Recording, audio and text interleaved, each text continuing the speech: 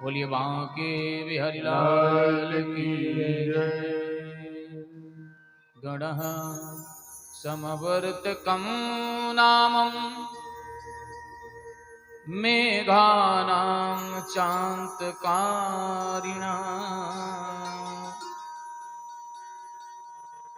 इन्द्रः प्रचोदयत् क्रुद्धः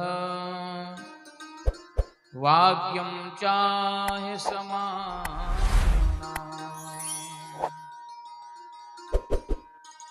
प्यारे, आज इंद्र क्रोधित हुआ है और क्रोधित होकर के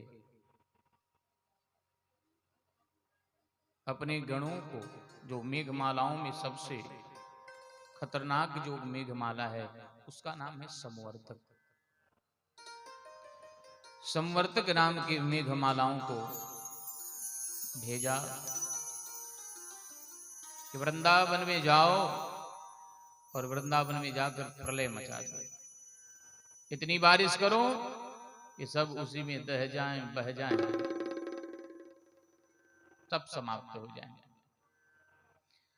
संवर्तक नाम का गण आया है, बहुत जोर से बारिश करना शुरू कर दिया।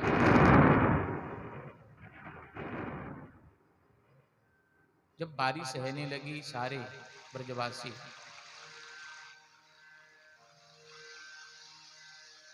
दौड़े दौड़े उस कन्हैया के पास आए। कन्हैया के पास आकर के कहते हैं, कन्हैया देख लिया ना, हमने इंद्र की पूजा बंद कर दी और गोवर्धन की पूजा शुरू कर दी। इंद्र कुपित होकर के देखो कैसी बारिश कर रहा है। अगर ऐसे ही बारिश होती रही, ये कन्हैया हम एक भी ग्वाल बाल बचेंगे नहीं। हम तो तेरे शरण में आए हैं। कन्हैया ने कहा, कोई बात नहीं, जिस गोवर्धन की हमने पूजा की है वही गोवर्धन भगवान हम सबकी रक्षा करेंगे। लेकिन सारे ब्रजवासियों को लेकर कन्हैया गोवर्धन भगवान के पास पहुंचे और ब्रजवासियों से कहते कि भाई गोवर्धन भगवान की प्रार्थना तो करो। सब आज रोते रोते प्रार्थना करते हैं कि गिरिराज धरण प्रभु तेरी शरण, गिरिराज धरण प्रभु तेरी शरण, गिरिराज धरण प्रभु तेरी शरण, गिरिराज धरण प्रभु तेरी शरण, तेरी शरण गिरिवर तुम्हारी शरण, तेरी शरण गिरिवर तुम्हारी शरण, तेरी शरण गिरिवर तुम्हारी शरण, तेरी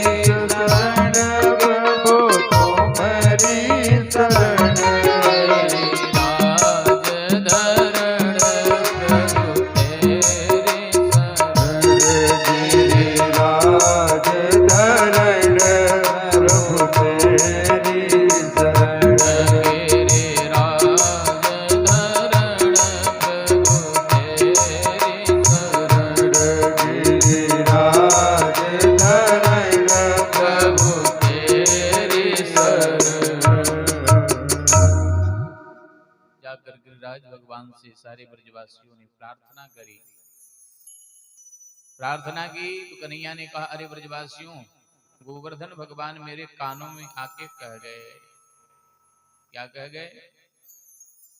बोले सब मिलकर उठाओगे तो उठ जाएगा। तो ऐसा करो, सब मिलकर जोड़ लगाओ। ग्वाल वालों ने कहा, दारी के इतने 7 कोस के गोवर्धन भगवान हम सबसे उठ पाएंगे? बोले भगवान, अगर गोवर्धन भगवान ने स्वयं कहा है तो स्वयं ही अपने आप उड़ जाएगा, तुम केवल सहारा तो लगाओ। सारे ब्रजवासी जैसे सहारा लगाने लगे, भगवान स्वयं उठा रहे थे। स्वयं उठा करके अपने कन्नी सी अंगुलियों पे रख दिया। भागवत में तो कन्नी सी अंगुलियों पर लिखा है, लेकिन हमारे वृंदावन के संत कहते हैं कि कन्नी सी अंगुलिया की क्या बात है, भगवान ने अपने नख पे धारण कर लिया था। उंगली की कौन कहे, भजन भी गाते हैं, नख नख पे गिरवल लियो, नख पे यानी कि नख पे गिरवर वो रखे थे, उंगली पे नहीं, केवल जो नाखून है उस नाखून पे रखे थे। और जितने ब्रजवासी अगल बगल थे सबको बुला रहे हैं, अरे ग्वाल वालों इधर आओ, सारे नंद बाबा सारे गौओं को लेकर के, अपनी सामग्रियों को लेकर के स्वयं सारे ब्रजवासी जो है सब प्रवेश कर गए। कन्हैया ने उसी समय शेषनाग को आदेश दिया। शेषनाग ने पूरे गोवर्धन को चारों तरफ से घेर लिया, एक बूंद पानी नहीं आ रहा है, और जो पानी था उसको गोवर्धन भगवान की चारों तरफ से सर्प तो घेर ही लिया है, अंदर आने नहीं दे रहा है। लेकिन इधर अगस्त जी महाराज को बुलाया, हे अगस्त जी महाराज, आपको मैंने रामावतार में जल नहीं पिलाया था, इसलिए महाराज आप आओ और यहां आकर के जल का पान करो। कब का जल नहीं पिलाया था, बोले एक बार लंका से लौटने के बाद सीता मैया ने कहा, प्रभु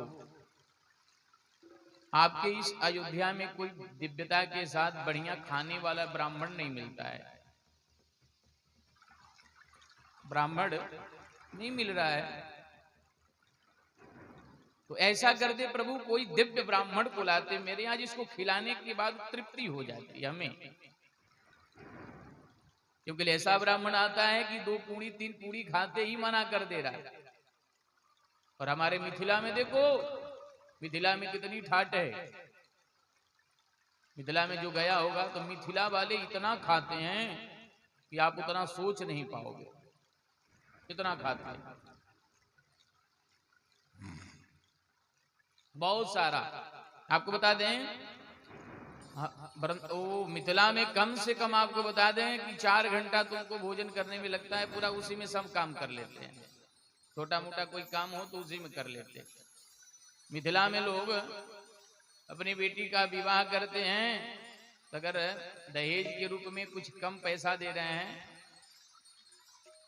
तो बेटा वाला कहता है कि ठीक है कम दीजिए, लेकिन आपके घर 10 ब्राह्मणों को लेके आएंगे। ले भैया ब्राह्मणों को कम लेके आना, ये जो पैसा है वो भी ले लो। मिथिला में बड़ी ठाट है खाने की।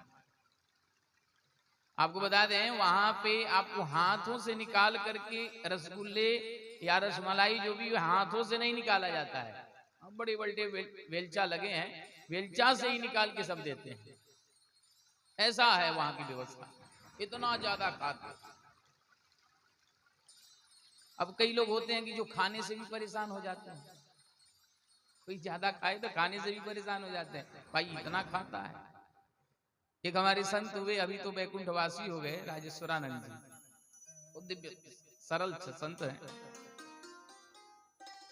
हमारी कथा कुंभ में थी और कुंभ में उनकी भी पोस्टर लगी थी, 19 के कुंभ में हमारी भी कथा 1 महीने पूरे कुंभ में चली। तो हमारे बगल में भी वो स्वयं राजेश्वरानंद जी आने वाले थे, लेकिन पता चला कि कहीं कथा करने गए थे, कथा की पूर्णाहुति भई और तुरंत बैकुंठवासी हो गए। वहां पे बैनर सब लगा था, वृद्ध भी बहुत हो गए थे, लेकिन तब भी कथा बड़ी दिव्यता से कथा बोलते थे। तो एक कथा वो सुनाते हैं, बड़ी दिव्यता है। कहते हैं एक परिवार में एक व्यक्ति था, एक परिवार में खाता बहुत था। सुनो, खाता भी जाए और कहे कि दाने दाने पे लिखा है खानहार का नाम, उसके घर वाले कहे कि नहीं तू ऐसा मत कर, तू तो कह बोरे बोरे पे लिखा है खानहार का, तू क्योंकि दाना दाना तुम नहीं खाते हो, तुम तो बोरा बोरा खाते हो। एक दिन एक संत पहुंचे तो लोगों ने कहा महाराज इसको समझाओ ना, कोई काम धंधा करता नहीं, खाता बहुत है। महात्मा जी ने कहा कि जितना इसका खाता है उतना ही ये खाता है। अरे भाई, खाते से ज्यादा कोई नहीं खाता। अब पेट से कोई ज्यादा खाता है क्या? संत ने समझाया कि खाते से ज्यादा ये नहीं खाता है। अब घर वालों को कौन समझाए भाई, जो नहीं करता है उसको लोग रखना भी नहीं चाहते हैं। एक दिन क्या हुआ कि घर वालों ने भगाया। अरे पड़ा पड़ा रहता है, ऐसे ही पड़ा रहता है, भगो। तो भगा दिया। अब बेचारा जाए तो जहां जाए कहां। गया पूरा दिन इधर उधर जो है भटका, शाम को फिर घर पे पहुंचा। लोगों ने कहा फिर आ गए? कहा कि शायद मुझे निकाल कर पछता रहे हो आप, महफिल में आ गया हूं मैं इस ख्याल से।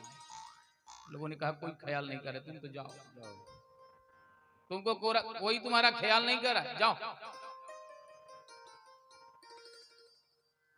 सुबह हुआ, फिर सुबह जो है निकल गया। निकल कर गया तो जाए कहाँ है, लेकिन अब चलने लगा। घर वाले रखेंगे नहीं तो कहीं ना कहीं तो रहेगा ही। जैसे चलने लगा तो एक बड़ा दिव्य आश्रम देखा। आश्रम बहुत सुंदर। उस आश्रम के आगे एक महात्मा जी बहुत हिष्ट पुष्ट बैठे थे। देखकर महात्मा जी को सोचा कि ओहो, यहाँ खाने पीने की बड़ी मजा है, इतने मोटे ताजे महात्मा है, इसका मतलब यहाँ खाने को बड़ा दिव्यता के साथ मिलता है। सोचा कि आगे बढ़े, तब तक दो और मोटे मोटे संत निकले चलते हुए। कहा वाह, सब ऐसे ही हैं, इसका मतलब यहाँ खाने की बड़ी मजा है। संत भगवान के पास, महंत जी के पास गया। जाकर के महंत जी के चरणों में प्रणाम किया। महात्मा जी ने आशीर्वाद दिया। बोले गुरुजी आप कौन हो? बोले भाई इस आश्रम के महंत हैं। अच्छा मालिक हो? बोले हाँ। और ये जो दोनों निकले थे अभी वो कौन हैं? बोले हमारे चेले हैं। अच्छा चेले? बोले हाँ। बोले गुरुजी आश्रम में आपके हम भी रह सकते हैं? हाँ भाई रह सकते हो। बोले गुरुजी लेकिन करना क्या पड़ता है? बोले कुछ नहीं करना है, आराम से रहो, भजन करो और खूब खाओ। अच्छा ठीक है गुरुजी, तो उसके लिए क्या करना? बोले कंठी हमसे ले लो।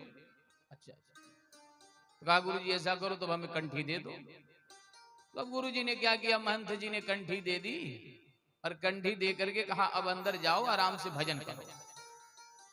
भजन करने लगा। शाम को पंगत लगी, भोजन का पंगत जैसे लगी तो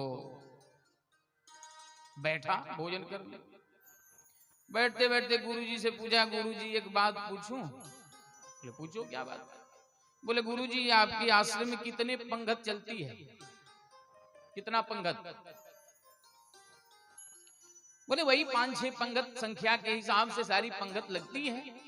बोले गुरुजी अगर हर्ज ना हो तो हम सभी पंगत में बैठे रहे तो कोई हर्ज तो नहीं है? बोले हर्ज तो नहीं है, लेकिन इतना खाते हो सभी पंगत में बैठोगे? कहा गुरुजी अपनी अपनी चाह है, खाने की अलग अलग मस्ती है। गुरुजी ने कहा ठीक है, कोई भगवान का दिया हुआ कोई आश्रम में कमी है क्या? खूब खाओ। अब क्या हुआ, 5 बार जितना भी पंगत चलता सब में बैठ के खाता, खाने लगा, मस्ती के साथ रहने लगा। एक दिन 10 बज गए, ना भोजन ना कोई बाल भोग ना कोई व्यवस्था, कुछ नहीं। जिधर देखे वहीं सीताराम सीताराम सीताराम सीताराम। भंडारा में गया, वहां भंडारी भी सीताराम सीताराम सीताराम सीताराम, सब जगह सीताराम, कुछ बन नहीं रहा है। गुरुजी के पास गया, गुरुजी आज आश्रम में कुछ बनते हुए नहीं दिखाई दे रहे हैं। गुरुजी ने कहा आज बनेंगे भी नहीं। बोले क्यों? बोले आज एकादशी है और एकादशी के दिन कुछ भोजन नहीं करना चाहिए। तो तुम भी चेला हो गए हो, वैष्णव हो गए हो, और वैष्णव का नियम है एकादशी व्रत करना, तो तुम भी करो। चेला ने कहा गुरुजी चेला तो और भी हैं। बोले मतलब? बोले और से करा लो, हमसे ना कराओ। यानी कि चेला और हैं तो सबसे कराओ, हमसे मत कराओ। नहीं भाई, चेला आप बन गए हो तो एकादशी व्रत तो रहना ही पड़ेगा। बोले गुरुजी आज एकादशी रह जाएंगे तो कल द्वादशी तो हम देख ही नहीं पाएंगे। अगर आज एकादशी रह गए तो कल द्वादशी तो हम देख ही नहीं पाएंगे। गुरुजी ने कहा इतने भूखे हो, इतने भूखे? बोले हाँ गुरुजी। बोले सुनो अब तो आश्रम में कुछ तुम्हारे लिए बनेगा नहीं, अगर सूखा अन्न दे दिया जो तक बना लोगे? बोले गुरुजी मरता क्या नहीं करता, हम तो सब कर लेंगे। गुरुजी ने भंडारी को बुलाया और भंडारी को बुला करके उसके हिसाब से आटा, गुड़, घी सारी सामग्रियों को दे दिया। और गुरुजी ने कहा ऐसा करो तुम ये सामग्री ले लो, एक नदी के किनारे बैठकर किसी वृक्ष के नीचे भोजन बनाना, और भोजन बनाने के बाद ठाकुर जी को भोग लगाना, फिर पाना। अब क्या हुआ? चला गया। बड़ी देर के बाद जाकर उसने पहली बार भोजन बनाया था। बहुत देर के बाद जाकर के भोजन बनाया। जैसे थाली सजा कर लेकर बैठा तो गुरुजी ने कहा था कि देखो भोग लगाकर ही ठाकुर जी को पाना। तो भोग रख दिया। अब मंत्र वगैरह कुछ जानता नहीं था। अब लगा भगवान को बुलाने। कैसे बुलाने लगा?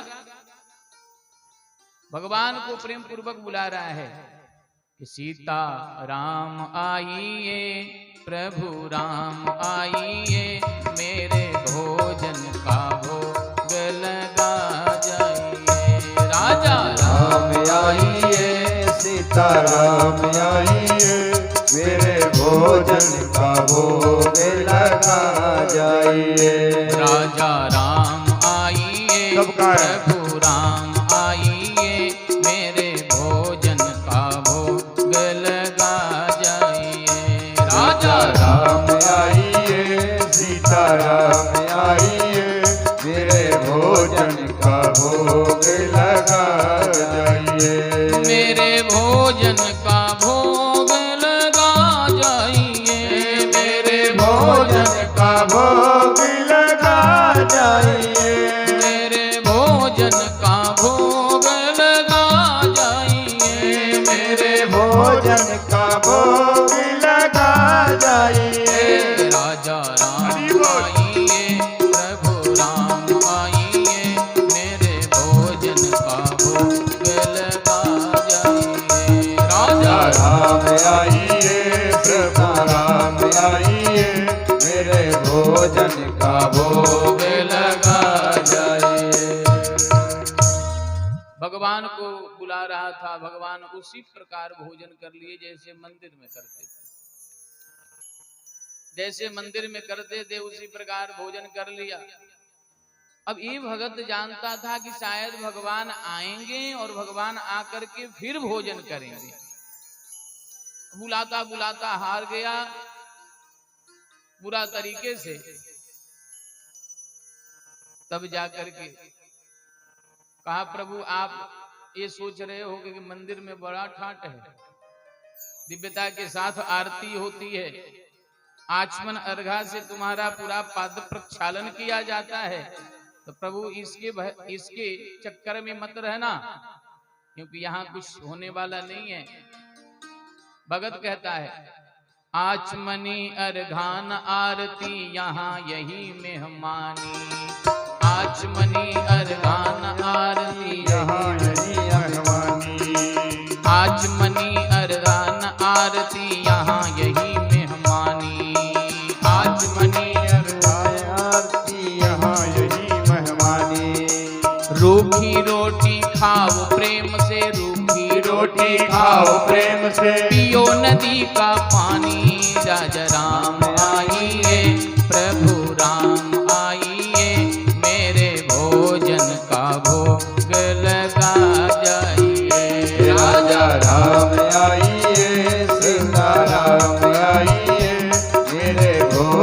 का भोग लगा जाइए। मेरे भोजन का भोग लगा जाइए। मेरे भोजन का भोग लगा जाइए।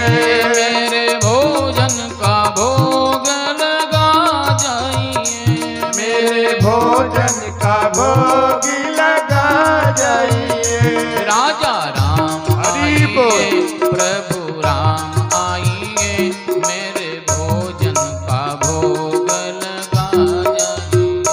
राजा राम आइए, सीता राम आइए, मेरे भोजन का भोग लगा जाइए।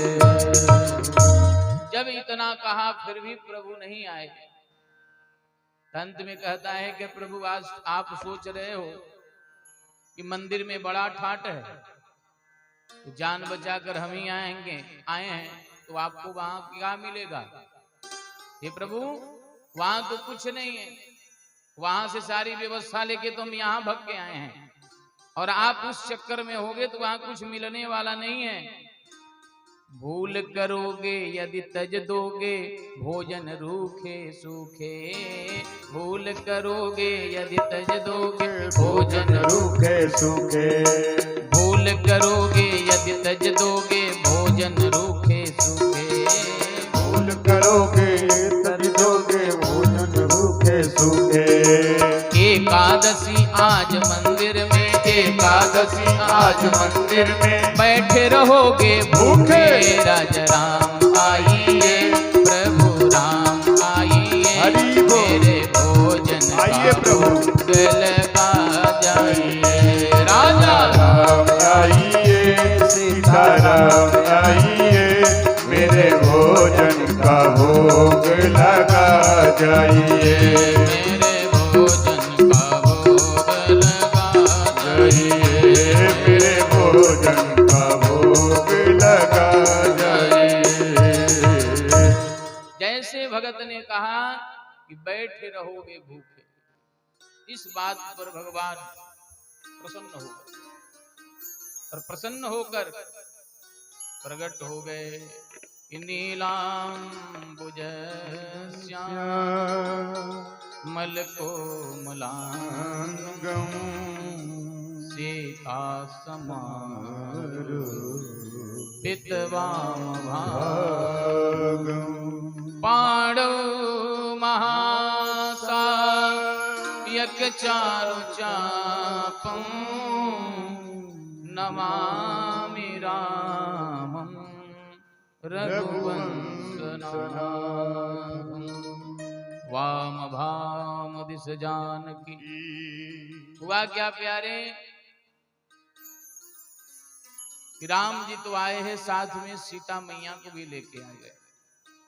अब जब इन दोनों को देखा तुरंत अपने सर को नीचे कर लिया। भगवान ने पूछा, भाई बुलाए हो तो भोजन कराओ। बोले नहीं प्रभु, मैं ये सोच रहा था कि भगवान एक भगवान को बताए थे,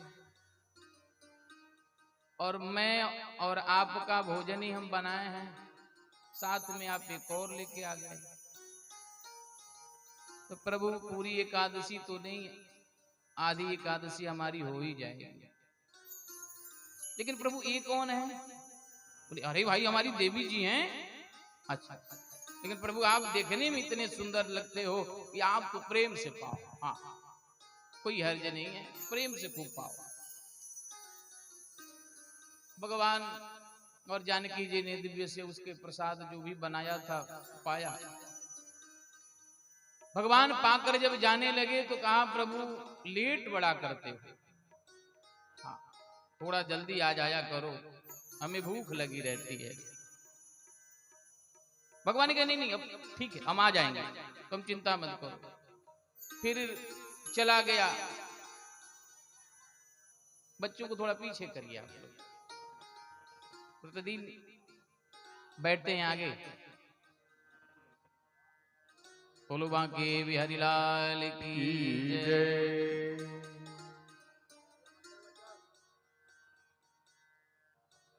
फिर गया इधर से भोजन करके, फिर से एकादशी आई। गुरुजी के पास गया। गुरुजी ने कहा जाओगे? बोले जाएंगे नहीं तो यहां मरना थोड़ी है। फिर भंडारी को बुला करके सारे सामग्री को दिलवाया। जब गुरुजी सामग्री दिलवा रहे थे तो गुरुजी थोड़ा ऐसा करना कि आप थोड़ा सामग्री को बढ़वा देना। क्या करना? थोड़ी सामग्री बढ़ा देना। बोले क्यों? बोले गुरुजी आपने एक भगवान को कहा था, वहां 2 भगवान आ गए थे, इसलिए थोड़ा सामग्री बढ़वा दो।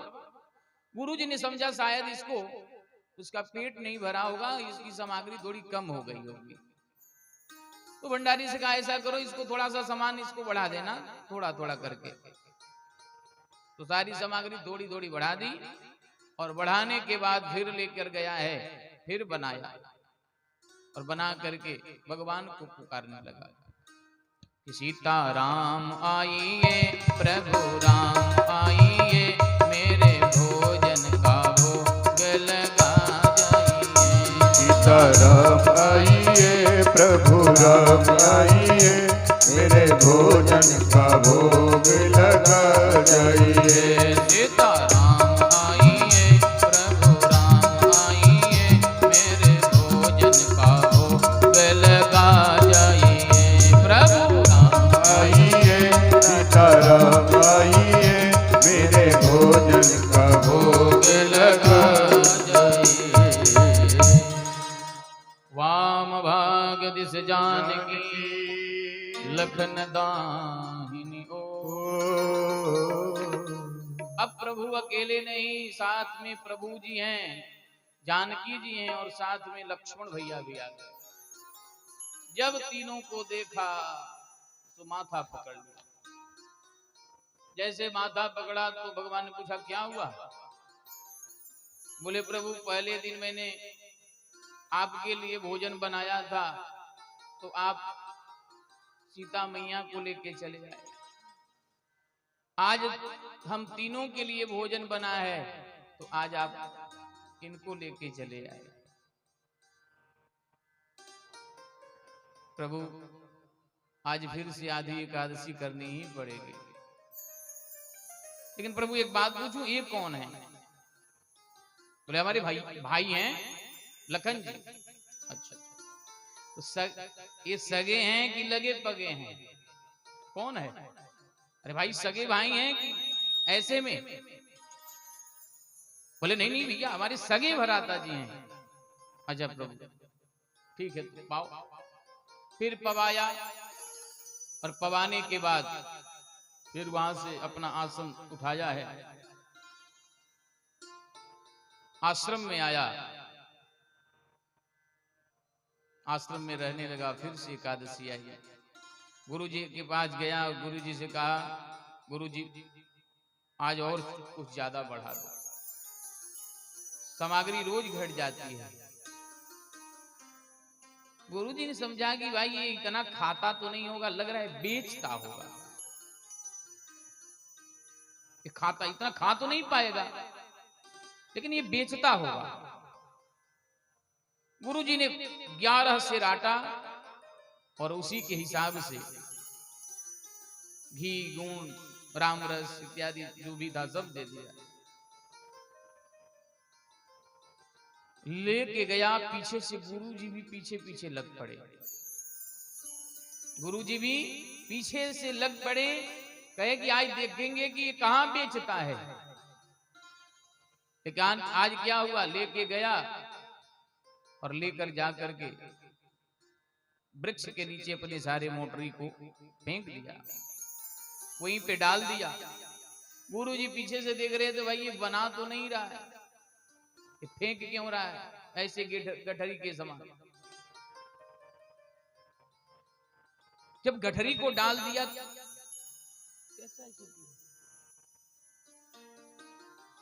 जब गठर को डाल दिया तो सोचा ऐसा करते हैं कि पहले भगवान को बुला के देख लेते हैं कि कितना है, तब भोजन बनाएंगे।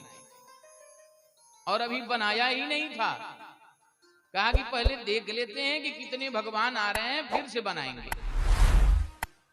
झूठ झूठ मूठ में भगवान को लगा बुलाने कि राजा राम आइए, प्रभु राम आइए, मेरे भोजन का भोग लगा जाइए। राजा राम आइए, प्रभु राम आइए, मेरे भोजन का भोग लगा जाइए।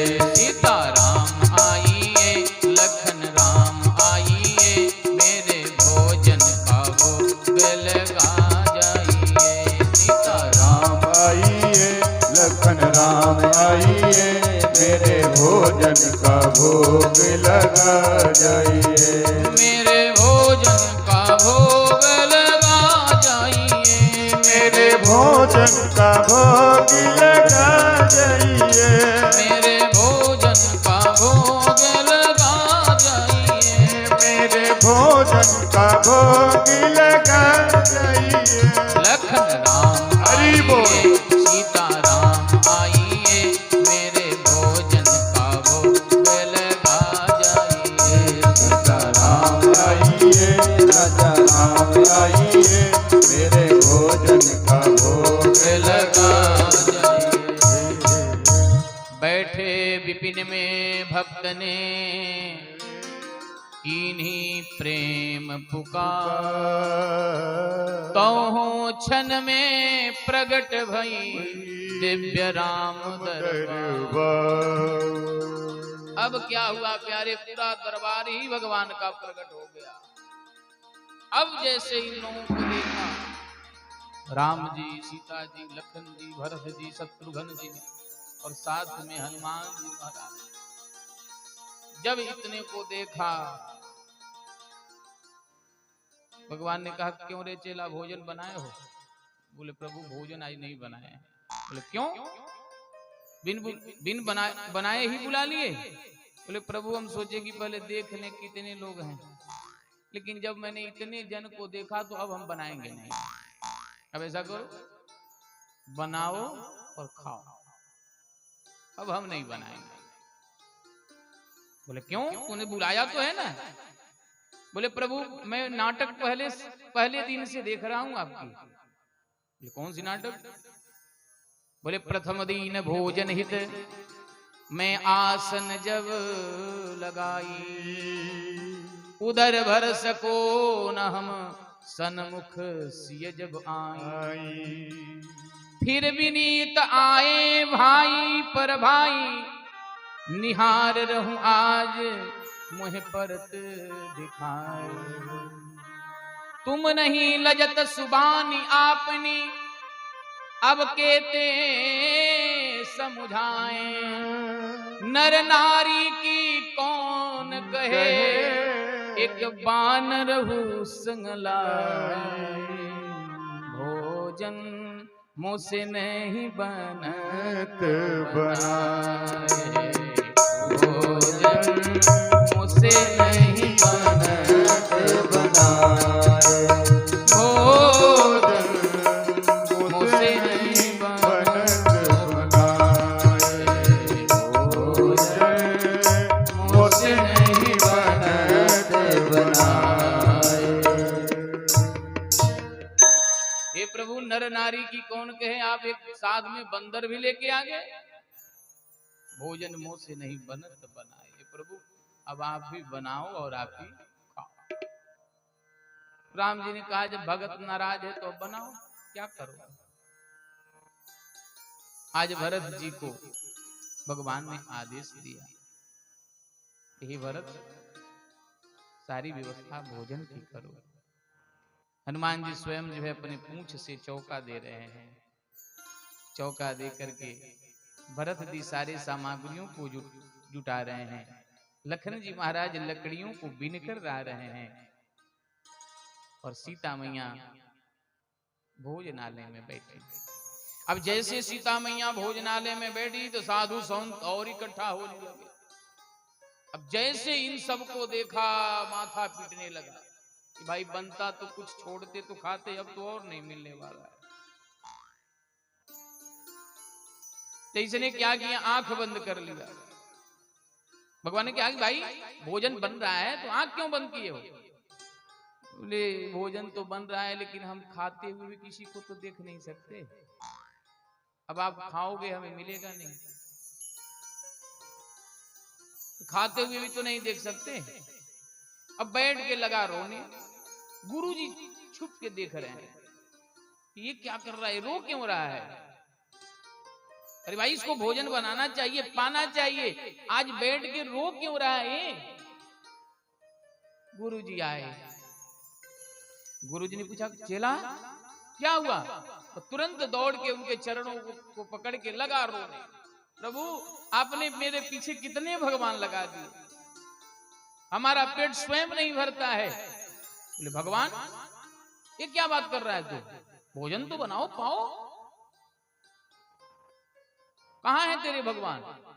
अब दिखा रहा है इधर है, अब भगवान गुरुजी को दिख नहीं रहे। बोले कोई तो भगवान नहीं दिख रहा है। भगत भगवान के पास गया और जाके कहा प्रभु आप हमको दिख रहे हो, गुरुजी को नहीं दिख रहे हो। भगवान ने कहा देखो जितना सरल तुम हो उतना सरल तुम्हारे गुरुजी नहीं है।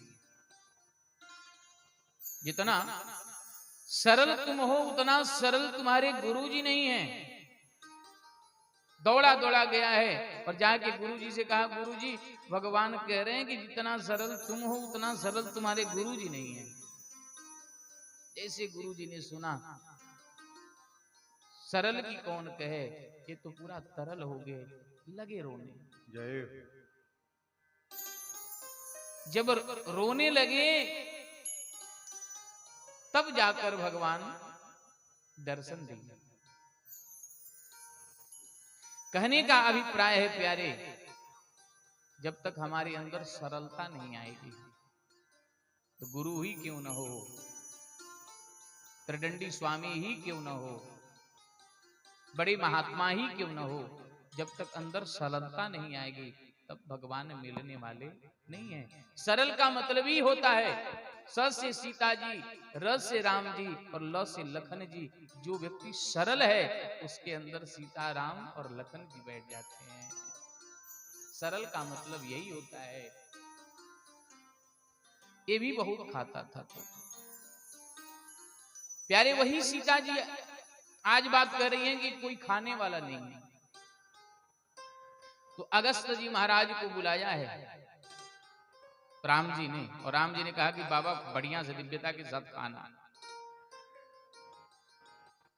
अगस्त जी महाराज ने कहा कि आप चिंता मत करो। अब अगस्त जी महाराज क्या किए, भोजन करने लगे। जैसे भोजन करने की सीता मैया ने सोचा कि शायद और ब्राह्मण 4 पूनी खाते हैं तो 8 खा लेगा, उसी हिसाब से उन्होंने भोजन बनाया था, उसी हिसाब से। अब क्या हुआ कि भोजन मैया लाने लगी, बाबा अभी जैसे मैया जाती तब तक बाबा पूरा खा जाते अगस्त जी महाराज। अभी लाती तब तक ऐसे में पूरा जो भी बनाए थी वो सब समाप्त। अब करें सो करें क्या, अपने सिद्धियों को बुलाई हैं, तुरंत भोजन बनाना शुरू किया है। बाबा के पास आ रही हैं, दौड़ रही हैं, जा रही हैं, खिला रही हैं। बाबा से पूछा बाबा और? बोले अभी तो आधी भी ना भाई, अभी तो खिलाओ। सीता मैया को खिलाते खिलाते एक पक्ष यानी कि 15 दिन हो गया। 15 दिन हुआ क्या कि पूरा खजाना, अन्न का खजाना जो भी है सब धीरे धीरे घसकने लगा, इतना खाने लगे। दौड़ के सीता मैया राम जी के पास गई। राम जी से कहा राम जी मैंने खाने वाले को कहा था बुलाने के लिए, आप तो पूरा ही भंडारा ये खजाना जो भी है सब ये खाता जा रहा है। अरे भाई तुम ही तो कही थी, तो हमने भाई दिव्य खाने वाले को बुला दिया। लेकिन बाबा को खिलाओ। बाबा तो अभी मान में नहीं आ रहे हैं, जो समुद्र सूख गए थे वो क्या क्या नहीं सूख जाएंगे, खा रहे हैं। राम जी ने इशारे में कहा बाबा अब थोड़ी खैर तो करो। तब जाके अगस्त जी ने कहा कि चलो भोजन पूर्ण हुआ, अब ऐसा करो जल पिलाओ। सीता मैया ने मना कर दिया, जब भोजन इतना दिन तक किया तो पानी कितना दिन तक पिएगा? बोले हम पानी पीनारे वाले नहीं हैं। तब राम जी आए और अगस्त्य जी महाराज को प्रणाम किया। महाराज आप ऐसे संत हो कि एक जन्म में भोजन करते हो तो दूसरे जन्म में आप पानी पीते हो, दूसरे युग में। इसलिए महाराज मेरा जन्म जब कृष्ण अवतार में होगा तो उस समय आपको जल का पान कराएंगे। तो वही सब बारिश है रही है इंद्र के द्वारा। इंद्र के द्वारा जो बारिश हुई है उसी में कन्हैया ने अगस्त्य जी महाराज को आवाहन किया है। अगस्त्य जी महाराज आए हैं, ओक लगाकर इधर बारिश है रही है और सारे जल का पान कर रहे हैं। इधर बारिश हो रही है, लेकिन बारिश का कोई पता नहीं है कि यहां बारिश हो रही है कि नहीं हो रही है। सारे जल का पान करते जा रहे हैं अगस्त्य जी महाराज और दिव्यता के साथ ही ग्वाल बाल रह रहे हैं। एक दिन ग्वाल बालों ने कहा, क्यों रे कन्हैया, आज तू कई दिनों से तू एक गोवर्धन को अपने नख पे धारण करके रखा है। अरे कन्हैया तुम थक गए होगे, इसलिए हे कन्हैया ये हमें दे दो कि हम भी उठा लें और तुम थोड़ा आराम कर लो। आप आराम करो और हम उठा लें। कन्हैया ने कहा कि नहीं, ये तो तुम लोगों की बस की बात नहीं है। अरे कन्हैया तू एक नख पे उठा सकता है, हम 2 4 5 मिलके नहीं उठा सकते हैं क्या? तूने क्या खा रखा है और मैंने क्या खा रखा है? इसलिए कन्हैया हमें अब उठाने दो, तुम आराम कर लो, नहीं तो पूरी पूरी थक जाओगे तुम। जब ऐसा कहा तो कन्हैया ने कहा कि भाई ठीक है। तो सारे ब्रजवासी डंडा लगा, पूरा अलग अलग सब डंडा लगा के कन्हैया ने कहा संभालो। जैसे थोड़े से उंगली को अपने टेढ़ा किए तो जितनी छड़ियां थी सब चटाचट करके टूटने लगी। गोवर्धन भगवान नीचे आने लगे। सारे ब्रजवासी जोर से बोल पड़े, अरे कन्हैया बचाओ बचाओ बचाओ। तब जाकर कन्हैया ने अपनी उंगली को सीधा किया। जब सीधा कर दिया तो जितने ग्वाल बाल थे वो सब अपने में कानाफूसी करने लगे। भैया हम इतने मिलकर के भी गोवर्धन को नहीं उठा पा रहे हैं। आई 7 वर्ष का बालक 7 कोस के गोवर्धन को अपने कन्नी से उंगली पर उठा लिया है। ग्वाल बालों हमने सुना था, गर्गाचार्य जी ने कहा था इसका हर एक युग युग में अवतार होता है और हर एक स्वरूप में ये प्रकट होता है। इसलिए ये लगता है कि भगवान है। क्या है? भगवान। सारे कन्हैया से अब सब दूर दूर उसी गोवर्धन के नीचे रहने लगे। कन्हैया ने कहा कि ये क्यों हमसे दूर हो रहे हैं, ये क्या बात है? एक ग्वाला ने कहा कि कन्हैया तू सचमुच भगवान है। जो काम हम नहीं कर पाए, अरे मैंने पहले से देखा कि उस पूतना बाबरी को तूने मार दिया। मैंने उस समय विश्वास नहीं किया तुमको कि तू भगवान है।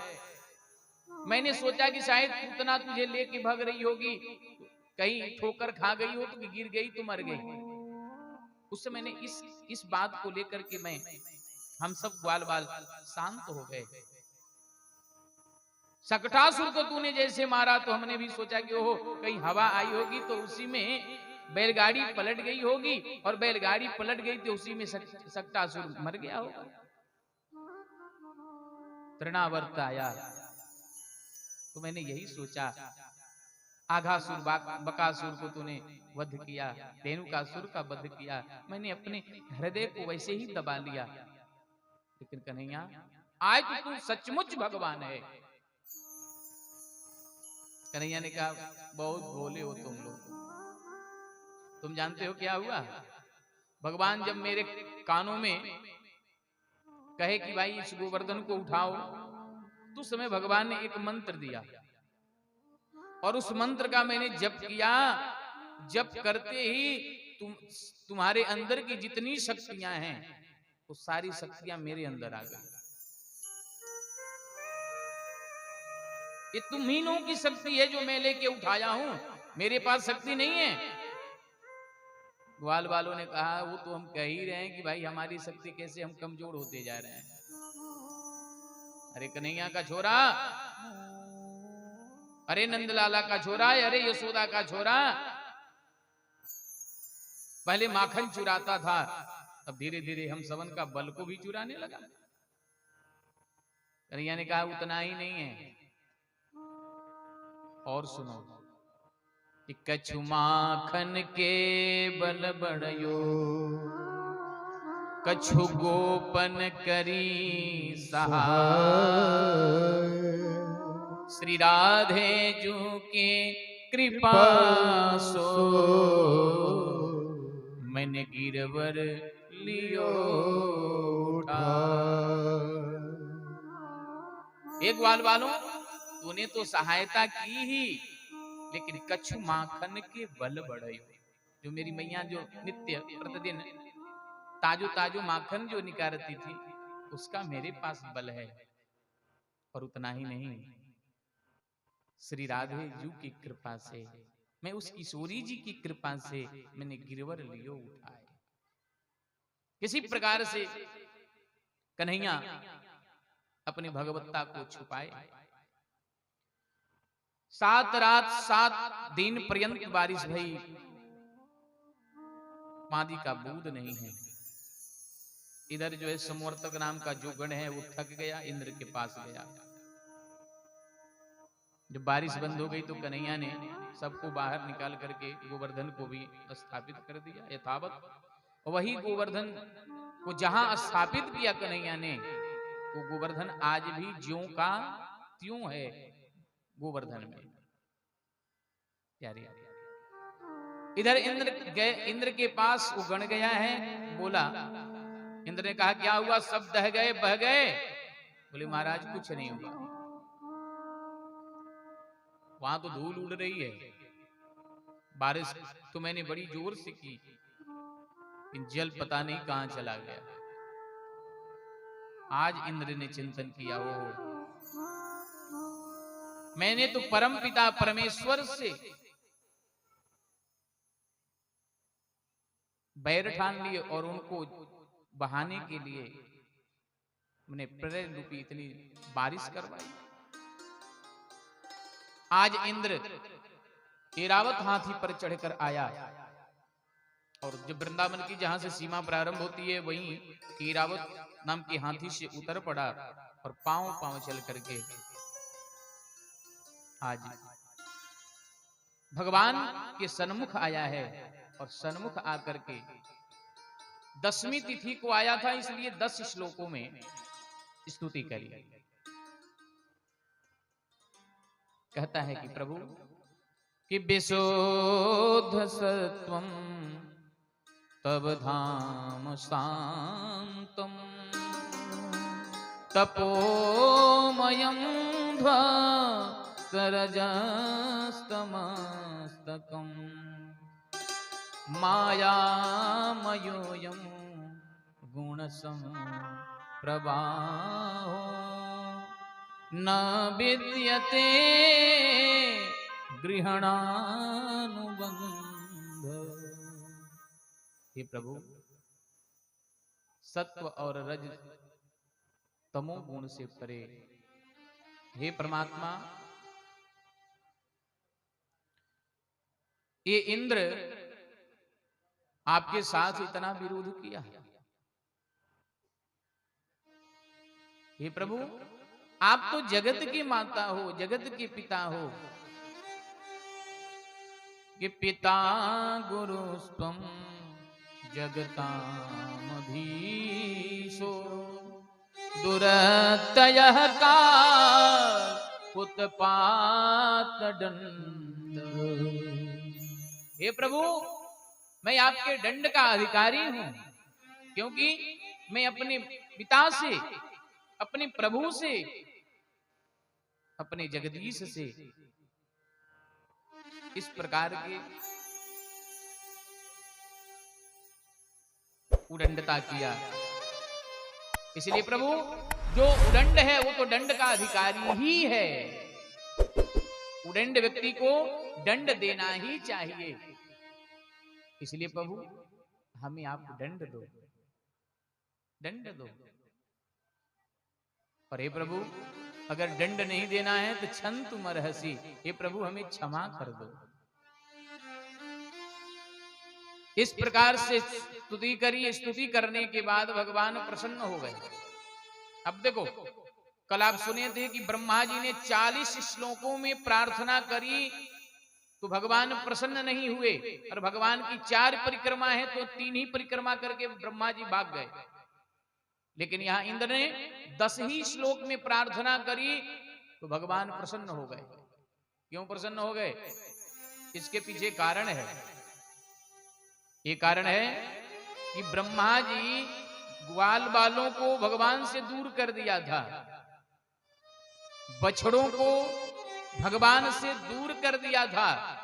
लेकिन आज इंद्र ने जब बारिश करी, भगवान ने गोवर्धन को उठाया, तो गोवर्धन में जो भगवान से कभी नहीं मिले थे,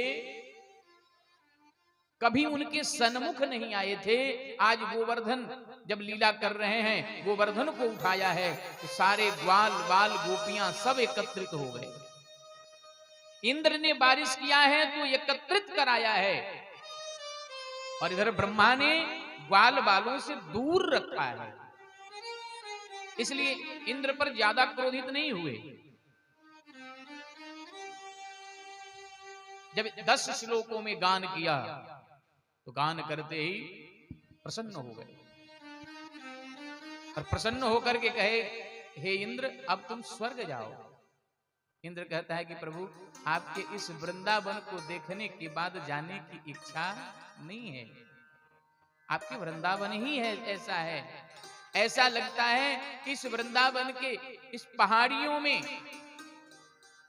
ये गोवर्धन के कहीं किनारे में बढ़कर और मधुपुरी खा करके, सूखा रोटी खा करके आपका मैं भजन करूं। लेकिन प्रभु आपके इस वृंदावन को देखने के बाद अब घर जाने की इच्छा नहीं होती।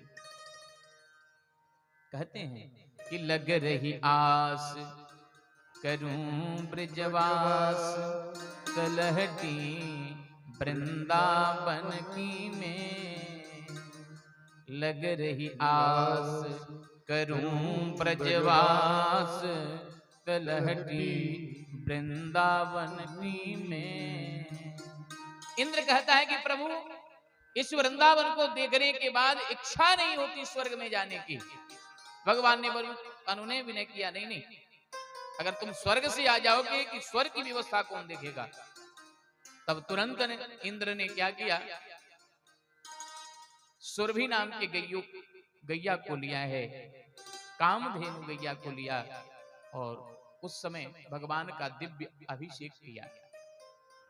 इंद्र और गौ माता ने मिलकर अभिषेक किया, जिसके कारण भगवान का नाम हो गया गोविंद। बोलिए गोविंद भगवान की जय हो। इसलिए इनका गौ और इंद्र ने मिलकर जब अभिषेक किया, उसी शब्द से नाम इनका गोविंद पड़ गया। आज इंद्र ने भगवान से क्षमा याचना लेकर के स्वर्ग गया। इधर अब एकादशी दूसरे दिन पड़ने वाली थी। एकादशी व्रत नंद बाबा रहते हैं। आज हुआ क्या कि एकादशी है ऐसा समझ करके अर्धरात्रि के समय ही यमुना जी में स्नान करने के लिए चले गए, और जैसे यमुना जी में स्नान करने के लिए अर्धरात्रि में गए, वरुण देवता के जो सैनिक हैं दौड़े दौड़े आए और नंद बाबा को पकड़ के लेके चले गए वरुण लोक में। जैसे वरुण लोक में लेके गए, इधर मैया कन्हैया से कहती हैं कि कन्हैया तेरे बाबा अर्धरात्रि में ही चले गए थे स्नान करने के लिए, लेकिन अभी आए नहीं। ध्यान लगा कर देखा तो देखे तो क्या, बोले वरुण लोक में ये बंधे हुए पड़े हैं। भगवान कहते हैं कि मैया चिंता मत करो, हम स्वयं जाते हैं, स्वयं जाकर के लेकर आएंगे। कन्हैया गए, यमुना जी में डुबकी लगाई। तब तक पता नहीं कितने और ग्वाल बाल भी चले गए कि बाबा कहां चले गए। सब ढूंढने लगे कि बाबा तो मिल ही नहीं रहे हैं, सारे जगहों पे ढूंढा। भगवान ने डुबकी लगाकर सीधे वरुण लोक में जैसे पहुंचे, वरुण लोक का राजा वरुण देव सिंहासन से उठ पड़े और सिंहासन से उठ करके तुरंत भगवान के चरणों में गिर पड़े और भगवान के चरणों में गिर पर बोले, प्रभु आप यहां क्यों आए? हमें स्वयं बुला लिया होता, आप क्यों आए प्रभु? भगवान को देखकर सारी दिव्य आरती होने लगी, पूजन होने लगा। भगवान ने कहा, सुनो, हमें तो इतना दिव्यता के साथ पूजन कर रहे हो और मेरे पिता को स्वयं बांध के रखे हो। कौन पिता प्रभु? अरे जो नंद बाबा को तूने बांध के रखा है वो मेरे पिताश्री ही तो हैं। अब तो लगा क्षमा याचना। अपने सैनिकों को बड़ी डांट लगाई वरुण देवता ने। बोले, महाराज इस सैनिकों की गलती है कि लेके आ गए हैं, महाराज हमें क्षमा कर दो। बार बार चरणों में वरुण देवता गिर रहे हैं। नंद बाबा ने जब सारी व्यवस्था देखी कि यो इतना मेरे कन्हैया का परिचय है, ये वरुण लोक तक जो है कन्हैया को सब जानते हैं। तब तक तुरंत जाकर एक सैनिक ने बाबा को खोला और बाबा से भी बड़ी प्रार्थना वरुण देवता ने करी और वहां से कन्हैया लेकर के यमुना से बाहर निकले। जैसे बाहर निकले तो ग्वाल बाल गए थे, ग्वाल बालों ने बाबा को गले लगाना शुरू कर दिया। अरे बाबा नदी में स्नान क्या करने गए, वहां समाधि लगा लिए थे। नंद बाबा कहते हैं, अरे भैया गजब हो गए।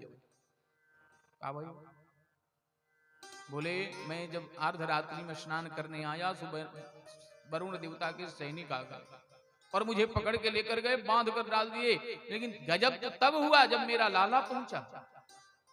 लाला को देखकर तुरंत चरणों में गिरने लगे। सारे वरुण देवता जो वहां का राजा है तुरंत कन्हैया के चरणों में गिर पड़ रहा था। अभी छोटन छोटन हाथों से वो आशीर्वाद दे रहा था।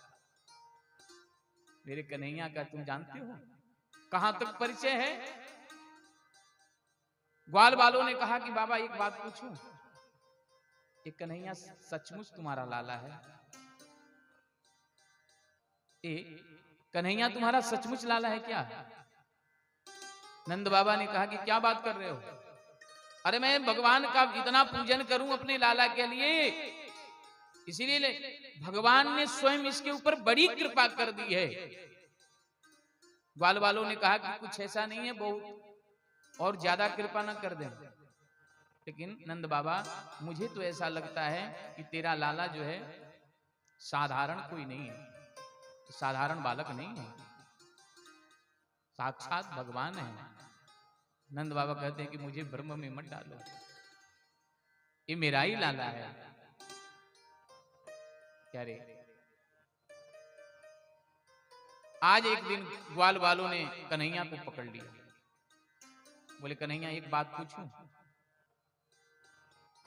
कन्हैया ने कहा, पूछो। बोले, कन्हैया जो भी बात है हमें सच सच बता दो, और सौगंध खाता हूं कि हम काहू से कहेंगे ना।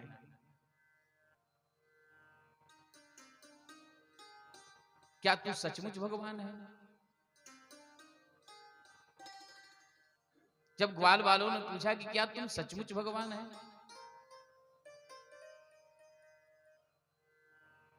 कन्हैया कहे कि अपना काम तो बता। मान लो हम भगवान हैं, इच्छा क्या है तेरी?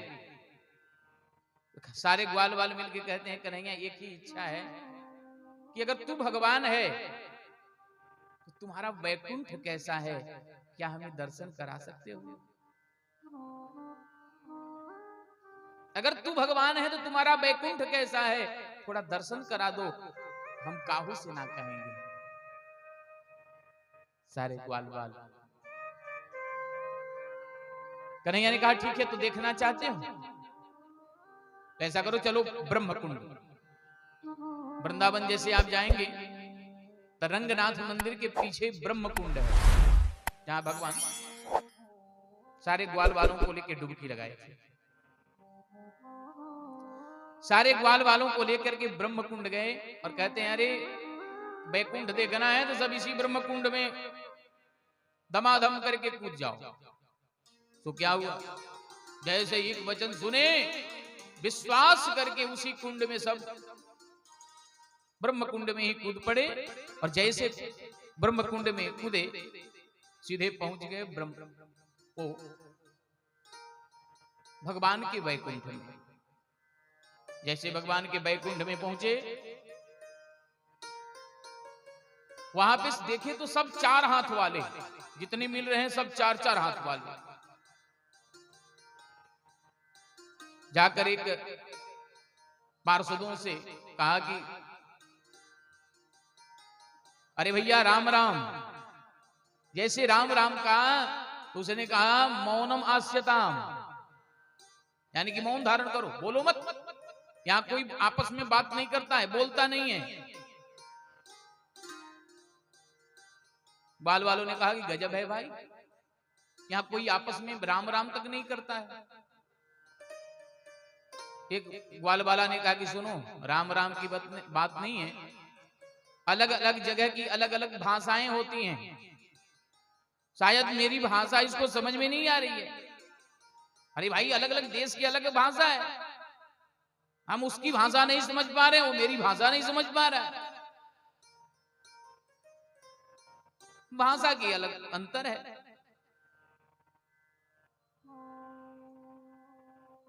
हुआ क्या प्यारी भाई, इसमें सब तो दिख रहे हैं लेकिन मेरा वो कन्हैया कहाँ है? चारों तरफ ढूंढ रहे हैं कन्हैया कहाँ है, कैसे कहाँ गया वो? जब चारों तरफ ढूंढे, एक ग्वाल ने कहा सुनो, वो देखो वो 7 ड्यूनी पार में वो बैठा है, देखो सांप की सैया पे बैठा है। सांप की सैया पे? जब सांप की सैया पे भगवान को देखा, सोई एक ही साथ सब जाने लगे, और जब से जाने लगे तो द्वारपालों ने रोक दिया, सुनो जो भी करना है यहीं से दर्शन कर लो, अंदर जाना मना है, मिल नहीं सकते।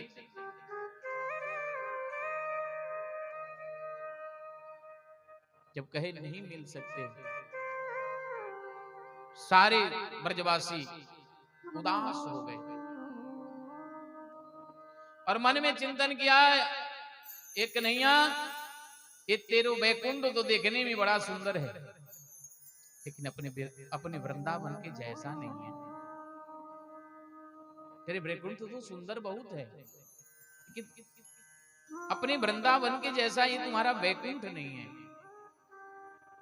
इसलिए हे कन्हैया मुझे अपने वृंदावन लेकर चलो। सारे ग्वाल वालों ने जब ऐसे चित्कार किया तो भगवान फिर से उसी ब्रह्म कुंड से बाहर सारे ग्वाल वाल निकले, और इधर कन्हैया मुरली की तान को छेड़ रहे हैं। ग्वाल वाल निकले, ग्वाल वाल निकल कर कहते हैं कन्हैया एक बात कहूं तुमसे? बोले कहो। बोले कन्हैया तुम्हारा वैकुंठ में बड़ा दिव्यता से ठाट बाट है। कन्हैया तुम्हारा भी बड़ी दिव्यता से ठाट है, तुम तो सर्पों पे बैठे थे, उतने बड़े सर्प पे। और कन्हैया अगर तुम मुझे दिखा करके अगर 100 फण वाले सर्प को मार दिए, उसको परास्त कर दिए, तो ऐसे सर्प को मारने में तुमको क्या जाता है? तुम्हारे पास, तुम तो स्वयं इतने बड़े सर्प पे सोते हो।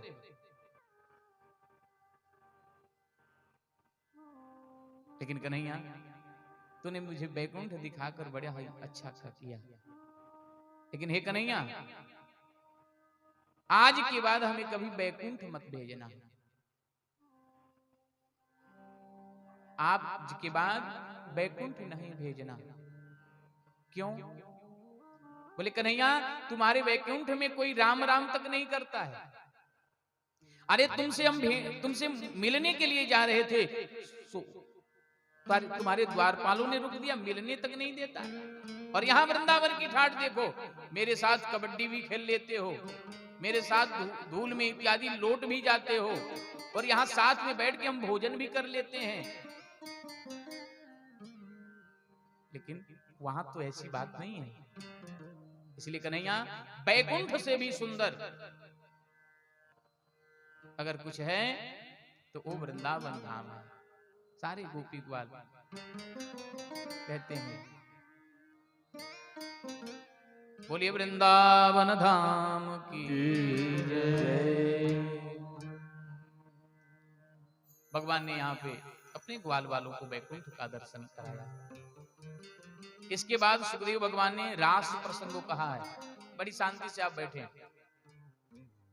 रात्रि का समय केवल आज हम ले रहे हैं आपका, कल से नहीं लेंगे, इसलिए शांति से बैठ के सुने। रास हम किसे कहते हैं? रसानाम समूह यस्य सह रास।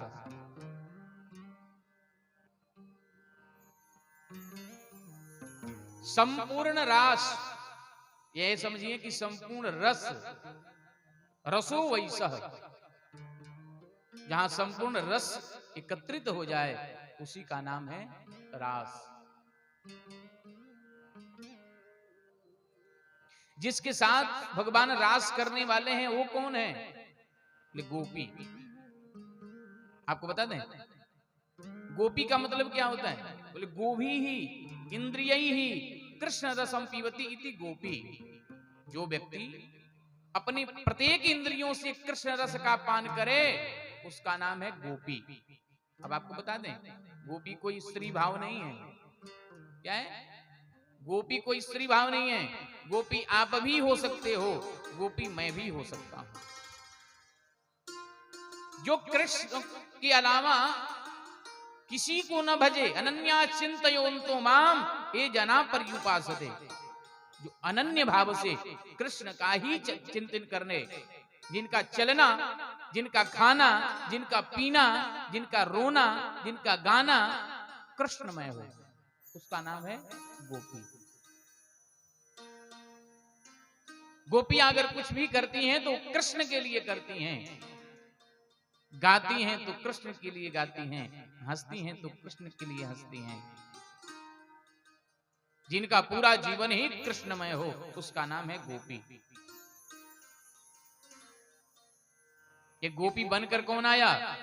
बोले राम जी जब दंडकारण्य वन में विचरण कर रहे थे तो जितने संत महात्मा देखे उस राम जी से मिलने की इच्छा प्रकट किए। राम जी ने कहा मैं इस समय आप लोगों से मिल नहीं सकता, इसलिए आप कृष्णावतार में आप सब गोपी बन के आए। सारे जितने संत हैं सब गोपी बन गए। जब कश्यप भगवान बनकर के जब समुद्र में प्रकट हुए तो जितनी मछलियां थीं भगवान से मिलने के लिए चाह बनाई कि भगवान से मिलेंगी। भगवान ने कहा मैं अभी नहीं मिल सकता, इसलिए आप सब गोपी बन के आना। तो सारी मछलियां भी स्वयं गोपी बन के आ गई। भगवान जब बलि के दरबार में गए, वहां की जब दैत्य कन्याओं ने देखा वावन भगवान को देखकर सब मोहित हो गई, मिलने की इच्छा प्रकट करी। भगवान ने कहा इस समय नहीं, आप कृष्ण अवतार में आना। जितनी राक्षस कन्याएं हैं सब जो है वृंदावन में गोपी के रूप में आ गई। जो भी वेद पुराण के मंत्र हैं वो सब मंत्र, कर्म कांड में 80,000 मंत्र है और 80,000 मंत्र स्वयं गोपी बन के आ गए।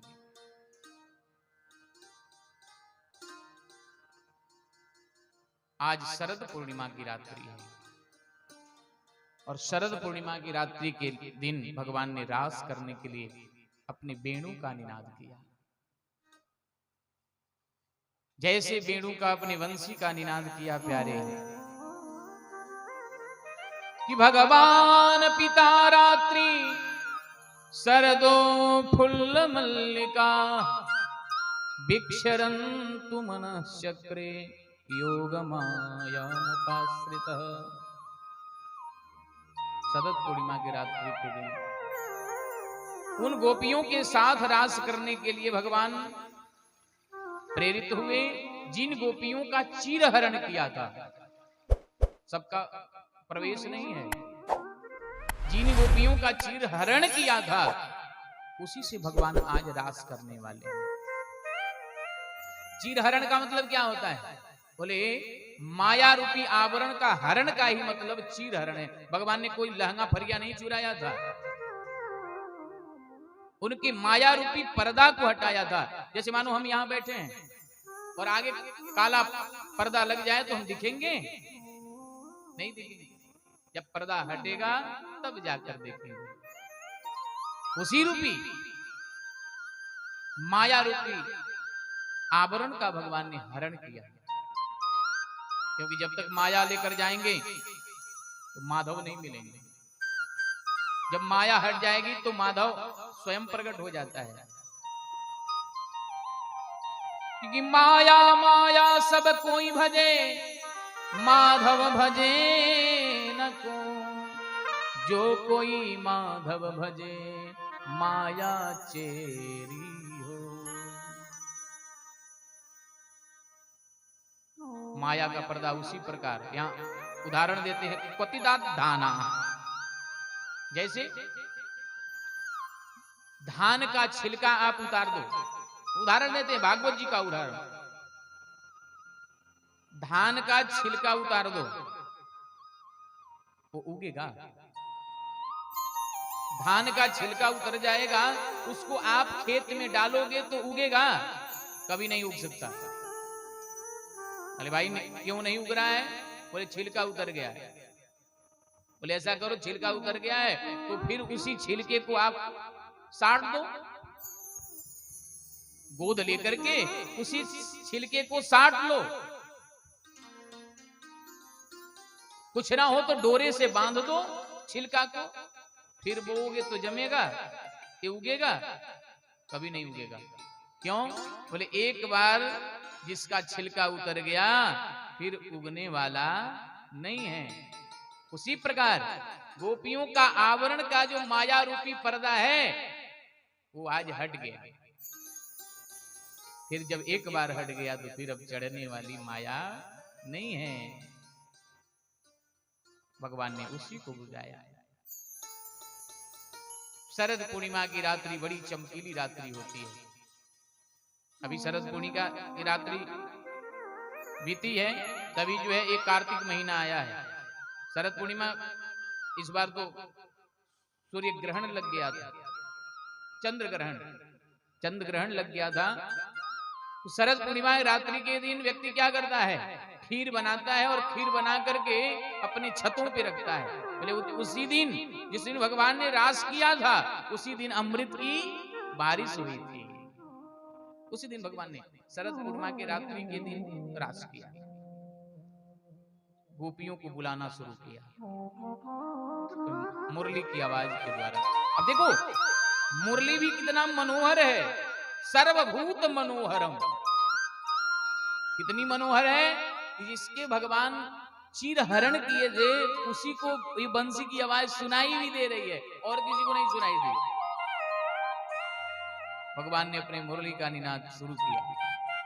किनि सम्य गीतम तदनंगवर्धनम ब्रजः श्रियः कृष्ण विसक्त मानसा आजगमुरन्योन्मलचित्यतोद्यमा सयत्र कांतो जबलोलकुंडला।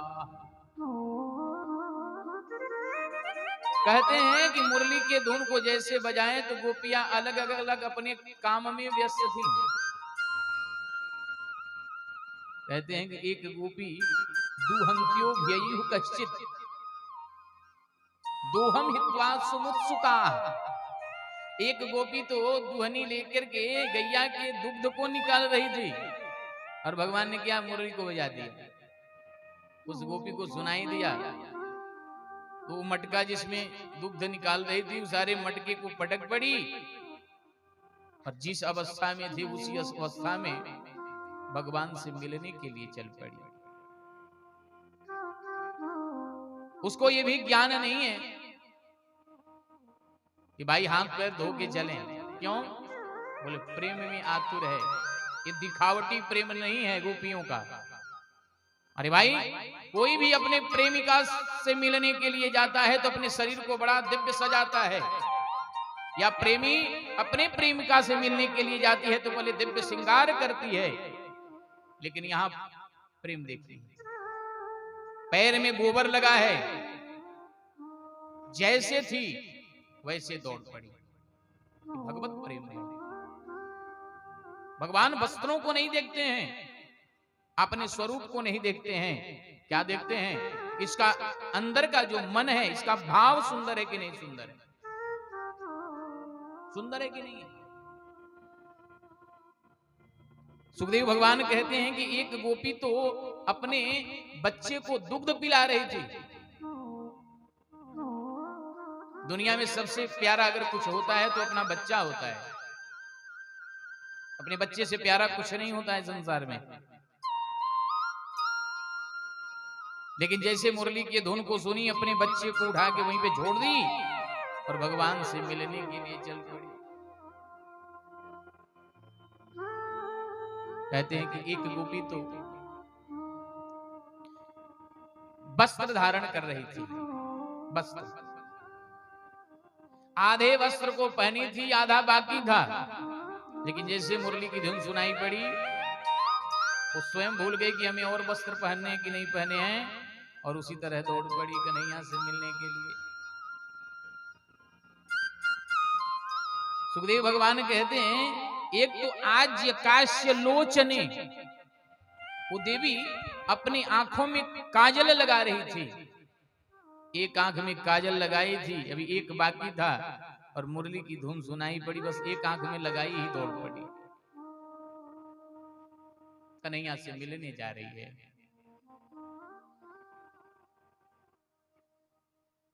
प्यारे, इस प्रकार सभी गोपियां जा रही हैं। एक गोपी कहते हैं सुखदेव भगवान की, वो तो झाड़ू लगा रही थी। क्या? झाड़ू। जैसे मुरली की धुन सुनाई पड़ी, स्वयं झाड़ू ही लेके दौड़ पड़ी। सुखदेव भगवान कहते हैं कि एक गोपी हलवा बना रही थी, हलवा। और जैसे हलवा बना रही थी, डालना था शक्कर और डाल दी रामरस। रामरस मतलब नमक। और जो हाथ में करछी ली थी ना, चलाने वाला, वो चलाने वाला साथ में लेके दौड़ पड़ी कन्हैया के पास। कन्हैया ने देखा कि लाखों गोपियां इधर से आ रही हैं, हजारों गोपियां इधर से आ रही हैं, अनेकों गोपियां इधर से आ रही हैं। कन्हैया देखकर प्रमुदित हो गए। और कन्हैया ने क्या किया? बोले स्वागत भी किया। किसका? गोपियों का। कि स्वागतम ओ महाभाग प्रियम किम करवाणि वः ब्रजस्यानाममयं कच्चेत् ब्रूतागमन कारणम्। भगवान ने जैसे गोपियों को आते देखा तो कहा सुस्वागतम, सुष्ठुर स्वागतम। हे देवियों, तुम आई, तुम्हारा स्वागत है। जब कन्हैया ने स्वयं स्वागत किया तो गोपियों को बड़ा आनंदित लगा। ओ देखो, हमारे नाम को पुकार करके बुला भी रहे हैं, कितना दिव्यता के साथ हमारा स्वागत भी कर रहे हैं। लेकिन स्वागत करते करते भगवान ने पूछा ब्रूतागमन कारण। हे देवी, तुम आई हो मेरे पास, तुम्हारा स्वागत है, लेकिन किस कारण से आई हो? अब बताओ। आपके घर कथा हो रही है, आपने निमंत्रण दिया है, और निमंत्रण में कोई व्यक्ति निमंत्रण लेके आपके पास आ जाए तो आप पूछेंगे आप क्यों आए हैं? निमंत्रण दे दिया, निमंत्रण लेकर आया तो आपने पूछ पड़ा आप क्यों आए हैं मेरे घर? उसको अच्छा लगेगा? कभी अच्छा नहीं लगेगा।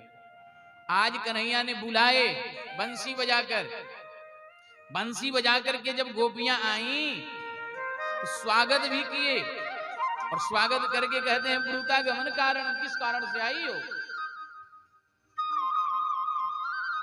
इस बात को सुनकर गोपियों ने अपने सर को नीचे किया, नीचे करके अपने पैर के अंगूठे से मिट्टी कुदेरना शुरू कर दिया। कहें क्या?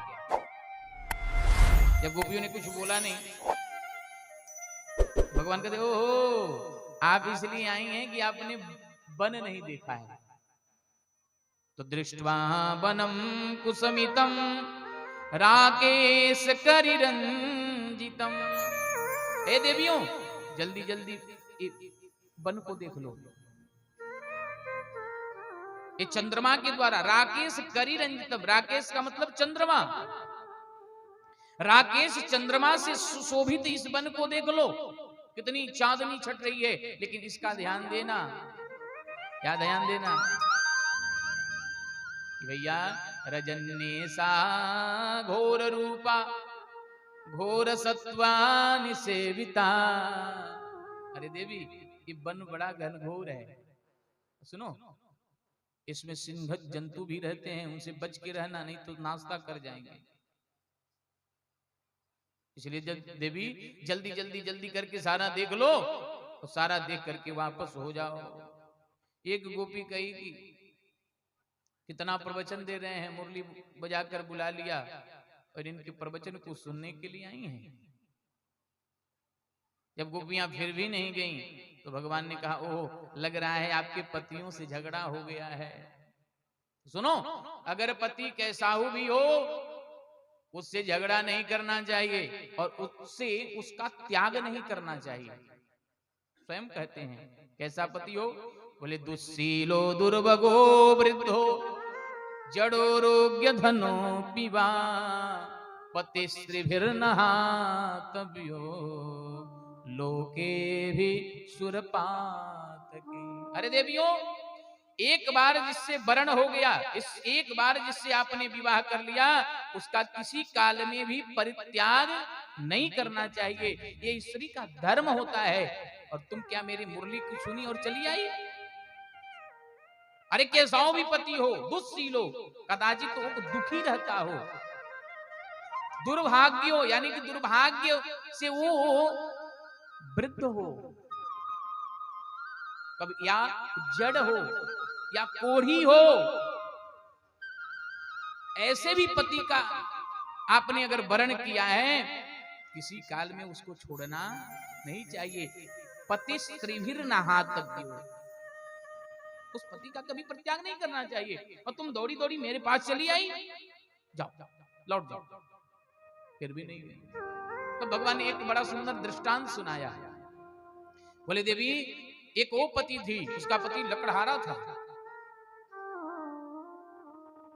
लकड़ी बीन कर लाता था और लकड़ी बीन कर लाने के बाद उसके घर का भोजन चलता था। लेकिन अग्निहोत्री था, उसके घर दिन रात हवन होता रहता। उसके यज्ञशाला में, उसके हवन कुंड में हमेशा धू धू करके जो अग्नि देवता हमेशा जलते रहते थे। एक दिन लकड़ी बीद कर लाया, और लकड़ी बीद कर लाया तो इतना परिश्रांत हो गया था कि गट्ठर को पटक दिया, देवी से पानी मांगा, पानी पिया, और इधर क्या हुआ बोले अपने पत्नी के जंघे पे सर को रख के सो गया। और जैसे सो गया तब तक उस देवी का एक बच्चा था 1.5 वर्ष का। वो बच्चा धीरे धीरे धीरे धीरे चलते चलते चलते चलते प्यारे हवन कुंड के पास पहुंच गया। जैसे हवन कुंड के पास पहुंचा तब तक उस देवी ने देखा, ओहो मैं अभी अपने बच्चे को बचाने नहीं जाती हूं तो मेरा बच्चा तो हवन कुंड में ही गिर जाएगा। फिर सोचा ओहो अगर मैं इस समय अपने पति को जगाती हूं तो मेरा पाति धर्म नष्ट हो जाएगा। 2 संकट, पति की पाति धर्म की रक्षा करनी है कि बच्चे को बचाने जाना है। संकट में पड़ गई, इतना सोचती तब तक उसका बच्चा अग्निकुंड में ही गिर गया। देवी ने अपने नेत्र को बंद किया, मैं अपने पाति धर्म को नष्ट नहीं कर सकती। मन में ये भी सोच रही है इस समय मेरा बच्चा तो जलकर राख हो गया होगा,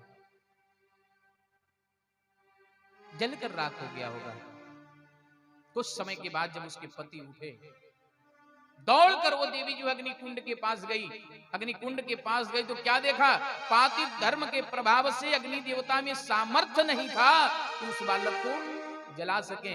उस अग्निकुंड में भी वो बालक किलोल कर रहा है, खेल रहा है।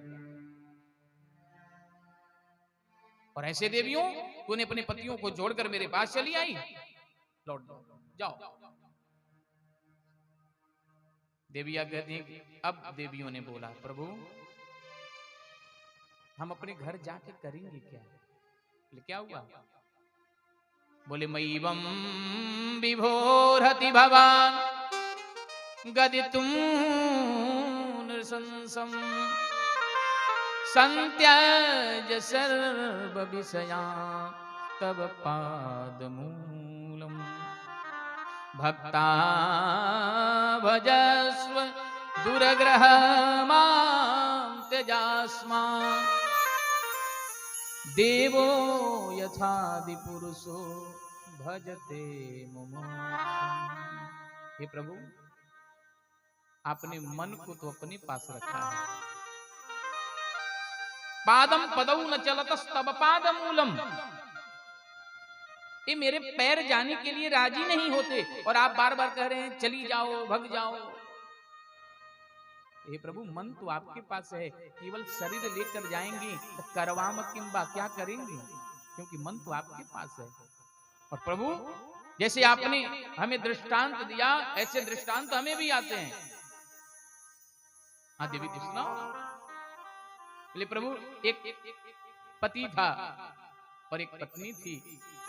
उन लोगों में इतना प्रेम था कि एक के बगैर एक नहीं रहते। तो क्या हुआ? बोले एक दिन पति ने अपनी पत्नी से कहा कि देवी, अगर हम घर पे रहेंगे तो घर का खर्चा कैसे चलेगा, तो जाना ही पड़ेगा। अच्छा महाराज, लेकिन आपके बगैर हमने रहना नहीं सीखा, कुछ ऐसा करके जाइए जिसके बगैर हम रह जाएं, उसी आश्रित रह जाएं। तो उसने क्या किया कि एक स्वर्णकार के घर गया और उसने अपने स्वरूप का एक दिव्य पीतल की मूर्ति बनाई, पीतल की, और पीतल की मूर्ति बनाकर अपने स्वरूप का दे दिया। कहा देवी, मैं जब तक प्रदेश से ना आऊं इसी की पूजा करना। ठीक है। अब जैसे पतिदेव चला गया तो उसने क्या किया कि घर का पूरा फाटक बंद कर दिया, किसी का आना जाना बंद, जब तक पतिदेव नहीं आएंगे तब तक खुलेगा नहीं। अब उसी की सेवा में लग गई, सेवा कर रही थी।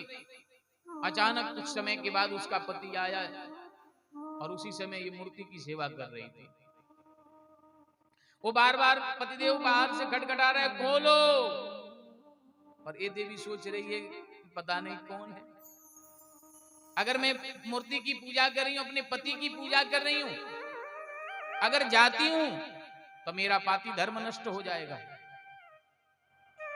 अगर नहीं जाती हूं तो मेरा पतिदेव आए होंगे तो भी पाति धर्म नष्ट हो जाएगा। उस देवी ने इसी व्यवस्था को देख के वो देवी नहीं गई। लेकिन हे प्रभु, आप बताओ, इसका उत्तर आप दो। बोले क्या? बोले उस देवी को सच्चे पति दरवाजे पे खड़े हैं, उसको लाना चाहिए कि जो नकली पति की सेवा कर रही है उसको, उसकी पूजा करनी चाहिए। भगवान कर लो बात।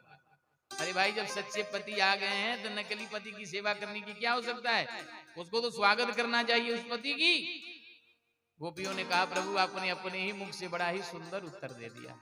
मैंने भी नकली पतियों की सेवा खूब करी। हाड़ मांस वाले जितने भी पति हैं उन सारे पतियों की सेवा खूब करी प्रभु। जब सच्चे पति आप स्वयं आ गए हो तो प्रभु अब बताओ हम कहां जाएं? फिर क्यों भेज रहे हो? भगवान इस बात को सुनकर प्रसन्न हो गए। प्रसन्न हो गए, गोपियों से कहा, गोपियों अब मैं तुम लोगों के साथ रास विहार करूंगा। गोपियों ने पूछा, प्रभु जब रास करना ही था तो इतना नाटक क्यों कर रहे थे?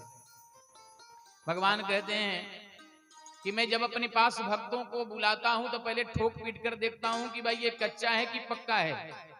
माया का प्रवचन देता हूं कि भाई अगर माया को लेके आया होगा तो फिर ये वापस चला जाएगा, अगर मेरे इतने बात कहने पर भी ये मेरा भगत नहीं जा रहा है, इसका मतलब मेरा सच्चा भगत है। भगवान कहते हैं यथा धनो लब्ध धने विनष्टे, किसी को बहुत सारा धन मिल जाए और मिलने के बाद गायब हो जाए, तो जैसे वो व्यक्ति चलते रास्ते में हर बार ढूंढता रहता है कहां धन मिलेगा, कहां कहीं गिरा होगा, तो जैसे उसको एक बार मिला और गायब हो गया, उस प्रकार ये ढूंढता रहता है कि भाई फिर मिल जाएगा। उसी प्रकार मैं एक बार मिलकर गायब होता हूं और जब पूर्ण रूप से मुझे पुकारता है, बार बार मुझे ढूंढता है, तो मैं फिर से उसको उस प्रकार मिलता हूं कि फिर गायब होने का कोई संकट नहीं रहता है। इस प्रकार भगवान समझाए हैं। और भगवान ने क्या किया, रास करना शुरू किया। जितनी गोपियां थी भगवान उतने स्वरूप को बनाया है।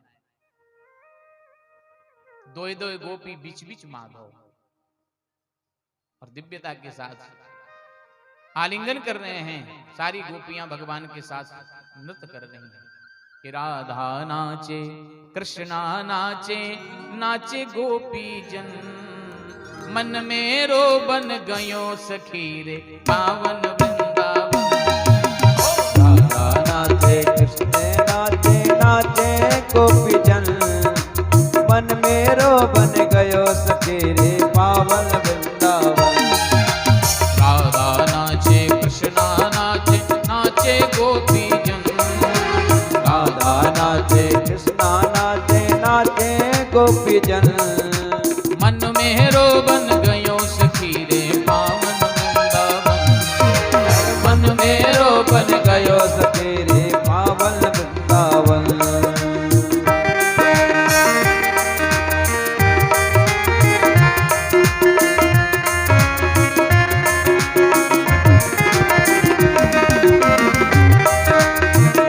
बोलिए रास बिहारी भगवान की जय हो।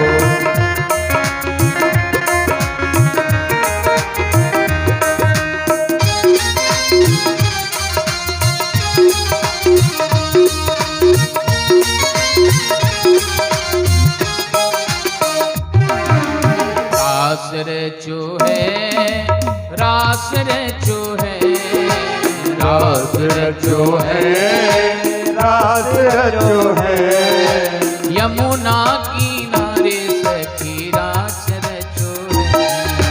यमुना किनारे सखी रास रचो है। रास रचो है, रास रचो है, रास रचो है, रास रचो है, यमुना किनारे सखी रास रचो है। यमुना किनारे सखी रास रचो है। ओहो मन में रोबन गयो सखी रे पावन वृंदावन। मन मोरो बन गयो सखी रे पावन वृंदावन। चंद सूरज सूरज नाचे, चंदा नाचे, नाचे तारा गण। सूरज नाचे, चंदा नाचे, नाचे तारा गण। सभी गाएं। चंदा नाचे, नाचे तारा गण। सूरज नाचे, चंदा नाचे, नाचे तारा गण। मन में रोबन गयो सखी रे पावन वृंदावन। ओ मन में रोबन गयो सखी रे पावन वृंदावन। ओहो रास रचो है, रास रचो है, रास रचो है, महारास रचो है। यमुना किनारे सखी रास रचो है। यमुना किनारे सखी रास रचो है। ओहो मन में रोबन गयो सखी रे पावन वृंदावन। मन मरो बन गयो सखी रे पावन वृंदावन। सभी गाएं ताली से सेवा देते हुए।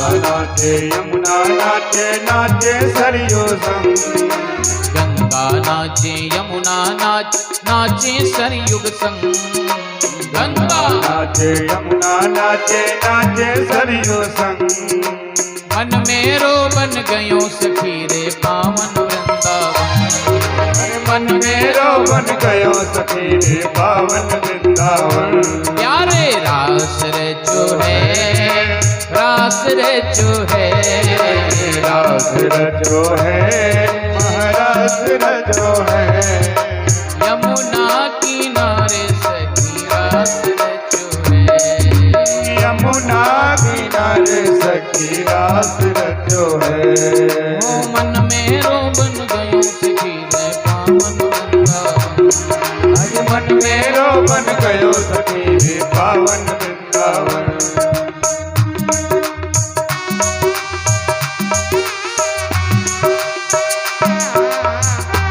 बोलिए रास बिहारी भगवान की जय हो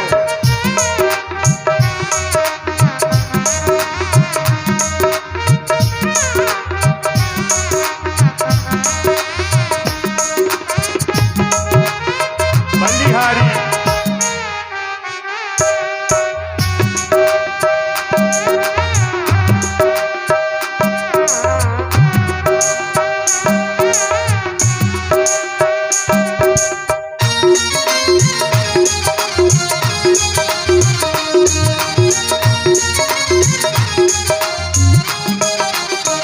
ब्रह्मा नाचे शंकर नाचे नंदी संग ब्रह्मा नाचे शंकर नाचे नाचे नंदी संग ओ ब्रह्मा नाचे शंकर नाचे नंदी संग ब्रह्मा नाचे शंकर नाचे नाचे नंदी संग मन मेरो बन गयो सखी रे पावन वृंदावन आगे मन मेरो बन गयो सखी रे पावन वृंदावन जय जय रास रचो है रास रचो है रास रचो है रास रचो है यमुना किनारे सखी रास रचो है यमुना किनारे सखी रास रचो है ओहो रास रचो है रास रचो है रास